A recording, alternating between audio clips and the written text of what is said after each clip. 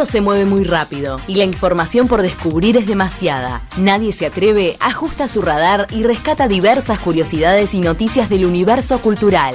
Aquí comienza Esa no la tenía. Datos que despiertan interés.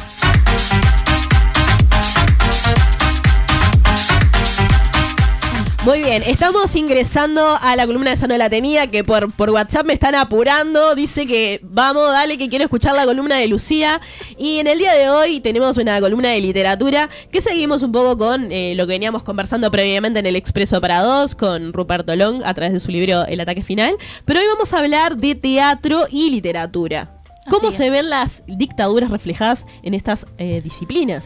Bueno, antes que nada, buenas a todos, todas, al equipo, a vos, Sinara, gracias. Bien, en realidad tomamos como disparador el contexto en el que estamos, el 20 de mayo, el 27 de junio, los 50 años del golpe, ¿no? Para ir preparando un poco la columna. Y el teatro siempre fue representativo por poner el cuerpo, por tratar de plantear la resistencia frente a la represión, ¿sí? Nosotros ya estábamos en las redes conversando, ¿no? Planteando esta idea de cómo García Lorca lo hace, pero ya me voy a meter con eso. Pero, por ejemplo, hace una cuestión de semanas estuvimos las dos viendo Zombie Manifiesto de Santiago Sanguinetti en la Sala Verdi. Y bueno, de nuevo se pone sobre la mesa el tema de las dictaduras, de cómo se pone el cuerpo, de cómo la cuestión de los desaparecidos, esa noción que muchas veces se relega a una cuestión numérica, pero que sobre todo tiene que ver con la vida de personas y que, bueno, el teatro lo muestra de manera mucho más gráfica, ¿sí? Uh-huh. Obviamente el cuerpo es la herramienta principal en el teatro, por lo tanto todo queda mucho más explícito y de alguna manera vamos a ver las diferencias entre lo que se hace hoy actualmente, en donde se puede hablar de nombres, se puede hablar de esta cuestión, pero también muchas veces como durante la dictadura y principalmente acá en Uruguay se tuvo que hacer uso de símbolos y estrategias metafóricas para que estos mensajes. Ahí está, estos mensajes no se vieran y pudieran recorrer la sociedad sin la censura. Uh-huh. ¿Bien? Sí. En el caso de Lorca, lo que vamos a ver es cómo este dramaturgo español que nació en el 98 y lo van a asesinar en el 36 va a funcionar luego como un símbolo, ¿sí? de la Guerra Civil Española, pero sobre todo de la dictadura, como fue un muerto que en realidad hasta el día de hoy no se sabe dónde está. O sea, los restos de él nunca se encontraron. No. Se sabe que fue asesinado, fue fusilado en un pueblo, en Granada, en un pueblo español, pero su cuerpo fue tirado en una fosa común. O sea, es como estamos viviendo recientemente el hallazgo de un cuerpo en el batallón, ¿no? de Toledo, ¿no? O sea, apareció un cuerpo, no sabemos todavía quién es, pero andás a ver, por ejemplo, el caso de García Lorca, ¿dónde está? Exactamente, en realidad lo que se planteaban, lo que decían ahora los y las antropólogas que hicieron este descubrimiento es, no importa quién, importa que importa que están ahí en algún lado, se sabe muchas veces dónde están y nadie lo está diciendo, nadie aporta esa información, ¿sí? Uh-huh. Pero bueno, volvemos un poquito a la cuestión, como para hacer una cronología histórica, hablamos de Lorca en el 36, pero antes de que lo asesinaran, él ya venía planteando una dramaturgia en donde la autoridad, la opresión se hacía presente.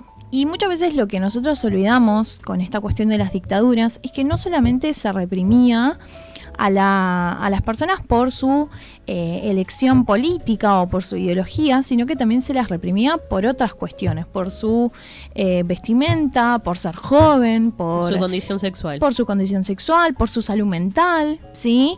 Todo lo que se derivaba de esa norma establecida, ¿no? De un sistema que mantiene como regla al varón blanco, heterosexual, todo lo que se desviaba de ahí, muchas veces tenía que ser eliminado. Removido. Exactamente, ¿sí? Entonces, ¿a qué me refiero con esto? A que en definitiva Lorca no cumplía con esos parámetros, claramente.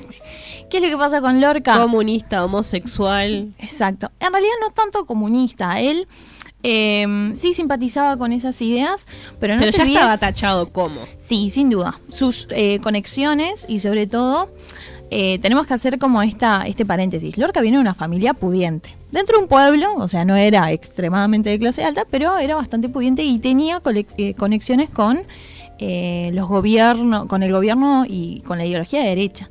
Incluso cuando lo van a buscar, estaba en la casa de un amigo falangistas. Los falangistas eran los que Estaban estaban a a favor favor del franquismo. Exactamente. Entonces, vamos a ver por ahí que si bien él tiene estos contactos, sus ideas y sobre todo su condición sexual lo van a marcar y lo van a desterrar y van a terminar censurándolo y asesinándolo por este motivo. Ahora, lo que trata de hacer en su obra, en su poética, él es un escritor sumamente lírico, poético, en su dramaturgia, en sus obras de teatro, lo que planteaba era esta cuestión de la opresión, ya no simplemente como una cuestión de las dictaduras, sino también como una cuestión social, que muchas veces también nos olvidamos de eso. Las dictaduras tuvieron muchísimo apoyo social, cívico, militar, se dice todo el tiempo, pero la gente no entiende qué significa esto de cívico. Bueno, tiene que ver sobre todo con que había una parte de la sociedad que apoyaba las dictaduras y que apoyaba la represión. También por eso puede ser que están los grupos paramilitares. Exacto.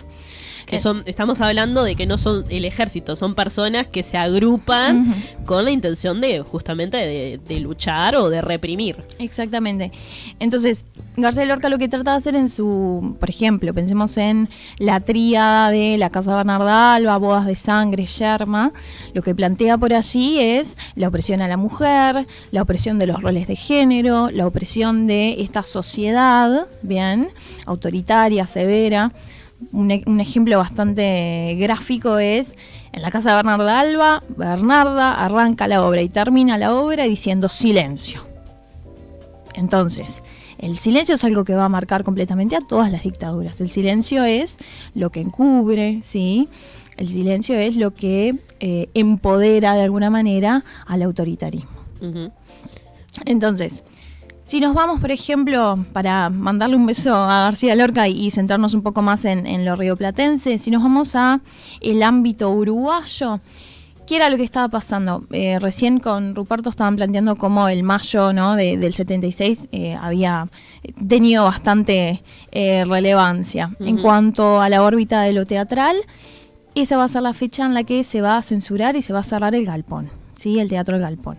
Entonces, a partir de ahí se va a dar un quiebre en lo que tiene que ver con la vida teatral, con la expresión teatral en el Uruguay.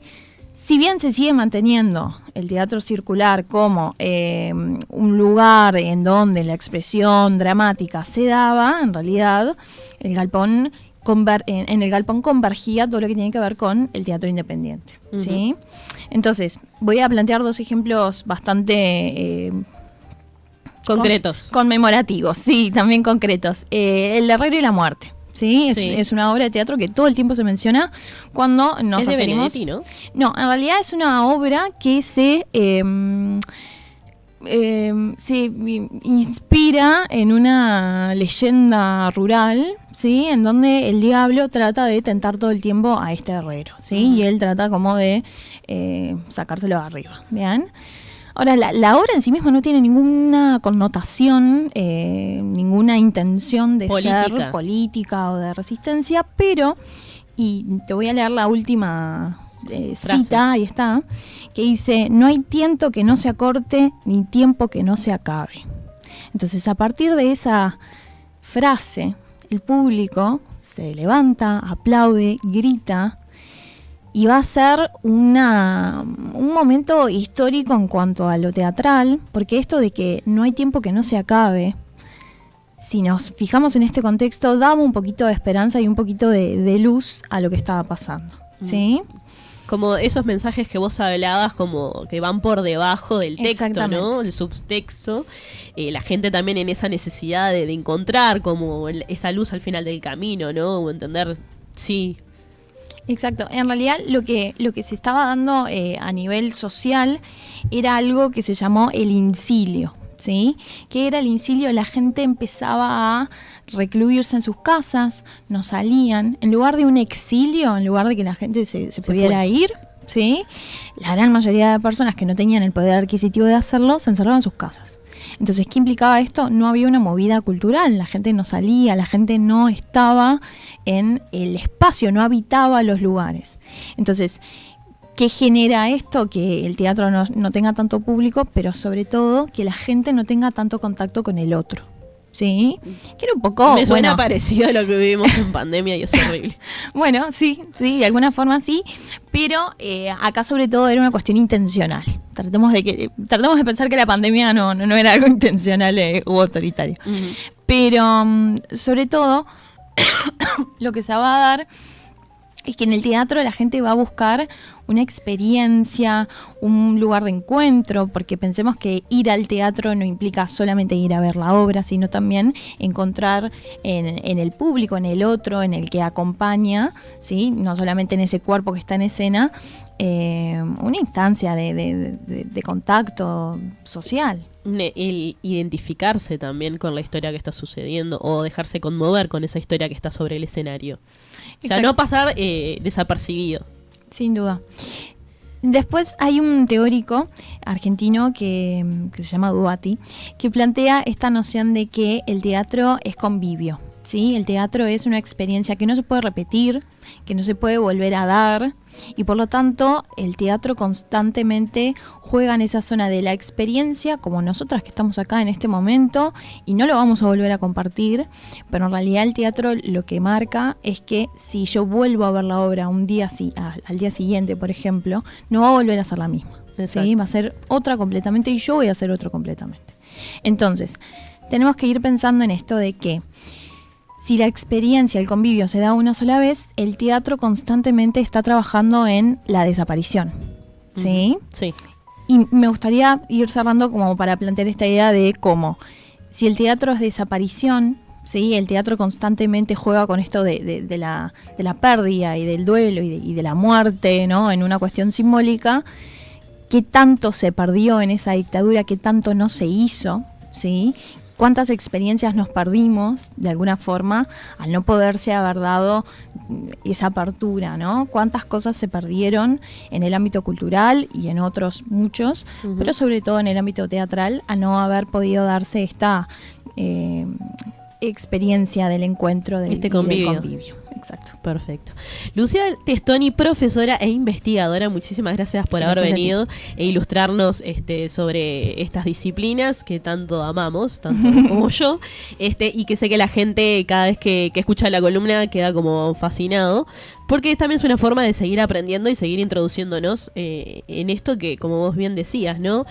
Puede ser muy disfrutable, pero también tiene cosas muy impresionantes como mensajes también, como eso, que el teatro no pretende educar, pero sí, ni ahí, pero sí que pretende ser un reflejo de la sociedad, y quedó clarísimo en esta columna cómo lo ha sido. Así que nos vemos en la próxima. Muchas gracias. Bueno, y a ustedes que estuvieron del otro lado, muchas gracias por haber estado. Nos volvemos a encontrar el próximo sábado a las 13 horas, como siempre, 970 Universal, para seguir haciendo Nadie se atreve. Muchas gracias.